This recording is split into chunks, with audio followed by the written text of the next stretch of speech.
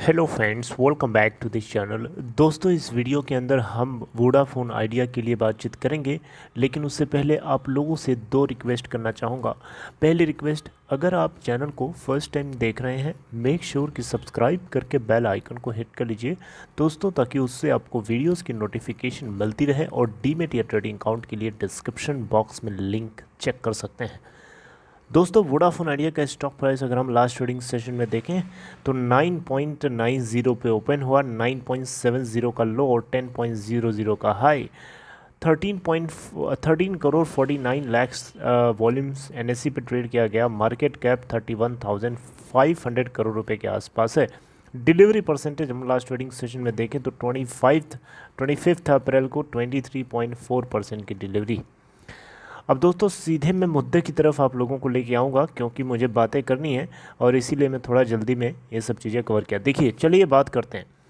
दोस्तों, Vodafone idea की अगर हम बात करें तो एक ही तरीका मेरे को नज़र आता है, और वो आप देखिए, मैं बात करूं उससे पहले आपसे पहले ही मैं आपको बताना रिक्वेस्ट करना चाहूँगा कि आप इस चीज़ को प्लीज़ किसी भी तरीके से बुरा मत मानिए।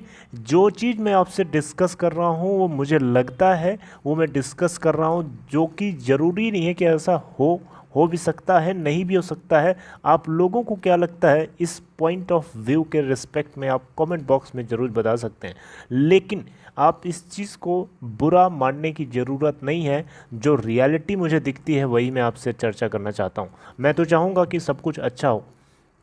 देखिए, यहाँ पे मेरे हिसाब से मुझे जो लगता है दोस्तों, वो ये है कि भारत सरकार अगर वोडाफोन आइडिया को प्लेयर के रूप में देखना चाहता है, भारत सरकार अगर वोडा आइडिया को प्लेयर के रूप में देखना चाहती है, तो एक ही तरीका है इस कंपनी को रिवाइव कराने का। मात्र वो तरीका है कि भारत सरकार रिलीफ पैकेज कायदे का दे।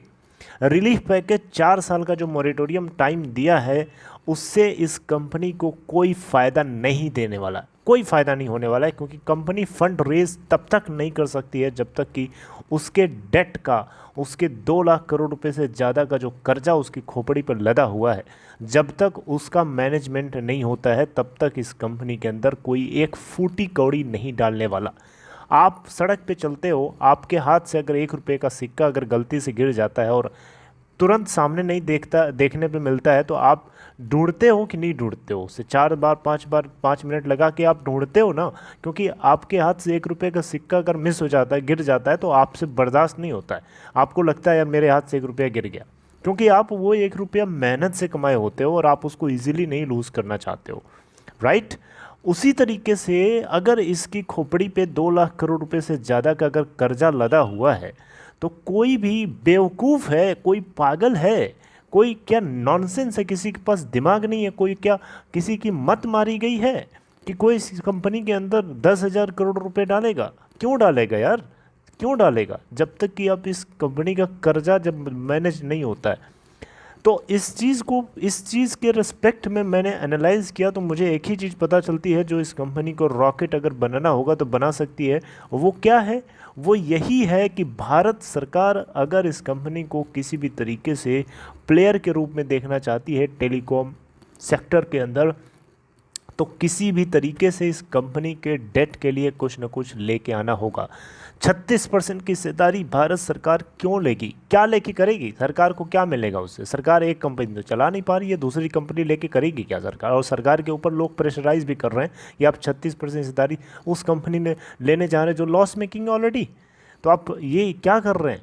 लोग सरकार को क्रिटिसाइज़ कर रहे हैं, तो सरकार ऐसा कदम क्यों उठाएगी? तो मेरे हिसाब से अगर इस कंपनी को रिवाइव कराना है, इस कंपनी को प्लेयर के रूप में अगर आप बनाए रखना चाहते हैं, आप चाहते हैं कि इंडिया के लोगों का जो एक्सप्लॉयटेशन नहीं हो, आप चाहते हैं कि इंडिया की पब्लिक को मोनोपोली ना देखना पड़े, तो डेफिनेटली आपको इस कंपनी को बनाए रखना ज़रूरी होगा। और उसके लिए आपको इसके डेट के लिए, जो इसके पास कर्जा है, उस कर्जे के अंदर आपको कोई न कोई संशोधन करना होगा, कोई न कोई एडजस्टमेंट करना होगा, ताकि ये कर्जा कम हो, आप कम वसूली करें, थोड़ा सा लोअर करें, आप एडजस्टेड ग्रॉस रिवेन्यू और स्पेक्ट्रम के रिवेन्यू के अंदर स्लैश करें, उसको कम करें, ताकि कंपनी आराम से पे कर सके किसी भी तरीके से।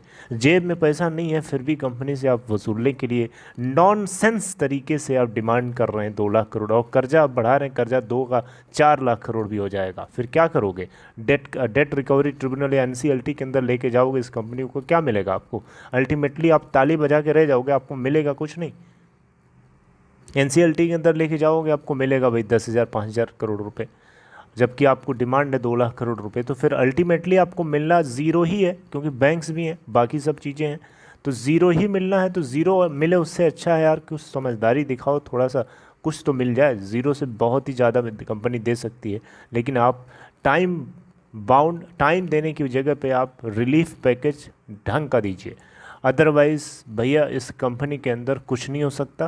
प्रमोटर्स की औकात नहीं है। प्रमोटर्स चाय, जैसे गर्म चाय फूंक करके पीता है आदमी ना, कि मुँह ना जल जाए, उसी तरीके से 4500 करोड़ रुपए इन लोगों ने इतने समय से सोच करके लगाया, वो भी 3 लोगों ने मिल के लगाया। तो अब कोई थर्ड पार्टी, कोई third operator, private equity investor 10,000 crore रुपए इस कंपनी में कैसे लगा देगा? और लगा भी कैसे लगा देगा, पहले तो मैं यही नहीं मानूंगा, लगा देगा। और चलो थोड़ी देर के लिए मैं आपकी बात को मान लेता हूँ कि मान लो किसी ने 10,000 करोड़ रुपए लगा दिया, तो उससे क्या भला हो जाएगा इस कंपनी का? क्या 2 लाख करोड़ रुपए 10,000 करोड़ रुपए से चुक जाएंगे? बेवकूफ़ी होगी एक नंबर की, बहुत बड़ी बेवकूफ़ी होगी। रही बात टैरिफ हाइक की, तो टैरिफ हाइक अगर हो जाती है सेकेंड राउंड में, तो थोड़ी बहुत उससे राहत ये मिल सकती है कि इनके अंदर कैश फ्लो जनरेट होने लगेगा कंपनी के अंदर पॉजिटिवली।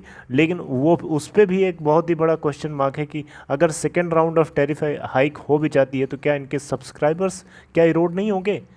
क्या सब्सक्राइबर्स का इरोजन क्या जारी नहीं रहेगा? बताइए ना।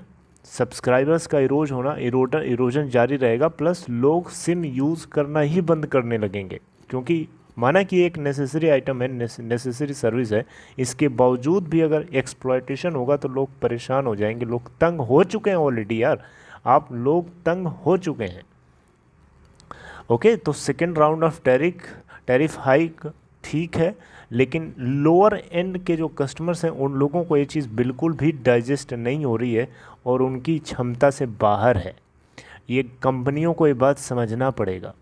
तो मुझे जो लगता है दोस्तों, आप लोगों के साथ डिस्कस किया, आप लोगों को जो लगता है कमेंट बॉक्स में बता सकते हैं। देखिए पॉजिटिव रहना चाहिए, अच्छी बात है, लेकिन एस्पेक्ट्स को देखते हुए मैं बिल्कुल नहीं कह रहा हूँ कि आप इसके अंदर बिकवाली करने के लिए लाइन में लग जाइए, ऐसा नहीं है। मैं आपसे यही कहूँगा कि अपने लॉस को बनाए रखने, अपने इंटरेस्ट को बनाए रखने के लिए आप होल्ड करे रहिए, सिचुएशंस को देखिए, एनालाइज करिए, एंड देन कोई आप सोचिए। मैं तो यही चाहूँगा कि सरकार अगर कुछ दे रही है, कायदे का दे, ढंग का दे, अच्छे से दे, ताकि कंपनी को रिवाइव कराया जा सके। नौटंकी मत करें। सरकार के नौटंकी की वजह से बाकी कंपनियां, देश के अंदर जो कंपनियां बनी बनाई हैं वो बर्बाद हो रही हैं, और कंपनियां बर्बाद होंगी तो सरकार देश को भी बर्बाद कर रही है। How do you think on this matter? Let me know in comment box and take care.